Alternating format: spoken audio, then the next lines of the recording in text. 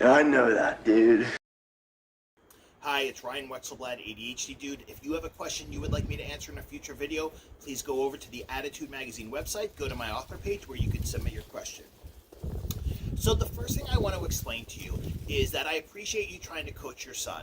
And if you're saying that it doesn't make a difference or it's not helpful, well, then you have to look at two things. Number one, do you really have the skill set to be able to coach him in a way that he can use what you're trying to teach him, or are your expectations a little too high? The other thing I want to tell you is that kids choose whom they learn from. So if it's not working with you guys coaching him, maybe you need to enlist the help of somebody else who will be more receptive to learning from you than you. Okay, that's really normal. A lot of things, my son is not receptive to learning from me, so I've had to enlist other people to help him learn these skills. The other thing I want to tell you is that in terms of the accountability and responsibility piece, I'm really glad to hear you're holding him accountable. And again, I'm going to say, make sure your expectations are realistic. So if your son is between 10 and 12, I'm assuming he's either in 5th or 6th grade.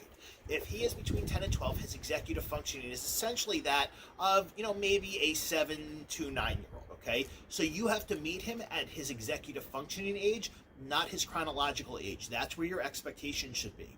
And in terms of, him making excuses, what I'm going to tell you is don't get into the argument vortex with him about it. Don't try to keep proving your point. Don't try to say, hey, yeah, but you didn't do this and you knew you had to do this, okay? Because that leads nowhere. So a lot of times what I see parents of kids with ADHD do is they get sucked into this argument vortex and they keep going back and forth trying to get their point across, and it leads to nowhere. So please use my formula, 80% less words. When you want to explain something to your son, use 80% less words than you typically do. So if you have to hold him accountable, say, this is what you were supposed to do. You chose not to do it. Therefore, you don't have Xbox later.